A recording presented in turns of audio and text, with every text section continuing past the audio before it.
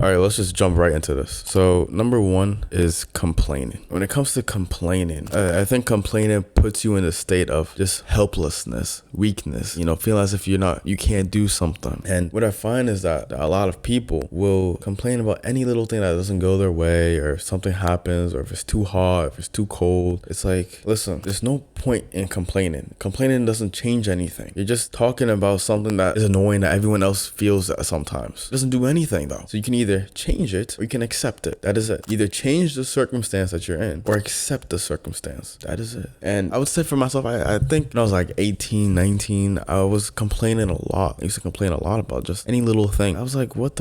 Why would I do that? Why was I even doing that shit? It's just a waste of time. Like, yes, it's hot right now. Everyone else feels hot too. You saying it's so hot, it's not going to change anything. If you have a bad day, if you feel down or all this, okay, you still got to get up and do what you have to do. There's no excuse. Irrespective of how you feel, you must still get up and do your duty as a man. There's no excuse whatsoever. You can't just say, oh, I feel bad or I feel sad or I'm not going to get up and work. You have an obligation to take care of your wife and your kids and your family. If you're not willing to wake up and do that shit every day just because of how you feel, or you think that, you had it rough. Listen, life is not going to be kind to you. Yes, things happen in life that aren't fun, and sometimes it's hard, but you still got to do what you got to do, right? Complaining is not going to change anything. It just puts you in that state of mind of weakness and helplessness. Don't ever complain about anything in your life again, ever. There's no point. The next thing is being a victim. Constantly being the victim of everything that's happening. And I do understand now that yes, there are some companies who literally they hire all these software engineers to get you to be hooked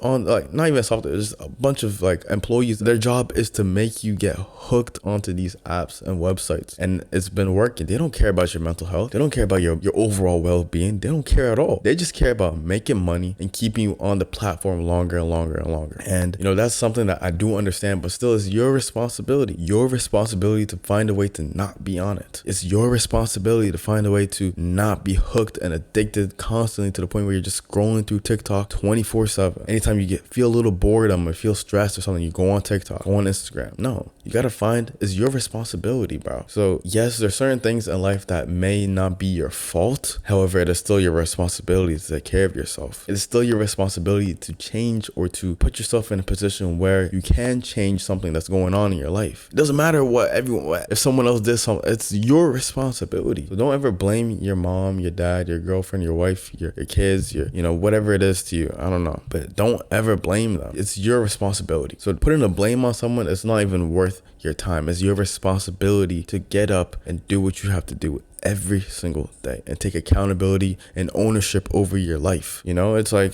some nights you won't get enough sleep. You still gotta wake up and do what you have to do. Either you do it or you don't. No one's gonna hold your hand through the process and make sure that you do it. It's your responsibility. No one's gonna take you to the gym. It's your responsibility. No one's gonna force you to eat healthy food. It's your responsibility. And so on and forth. I can keep going and going and going on with this, but you get the point. The third thing is living vicariously through social media. So what I mean by this is just watching people live their lives on social media. And I mean, like, scrolling through TikTok, going on Instagram, even YouTube, just constantly watch. I'm not telling you that you can't see someone on YouTube, but I'm telling you, don't be just living vicariously through them your whole life. You need to also pick up the mantle, or you need to also pick up your stuff and go live life. Go outside, go do something. It's easy to just sit at home, watch sports, play video games. These are all parts of that vicarious living of you not actually doing anything, but you're just watching others.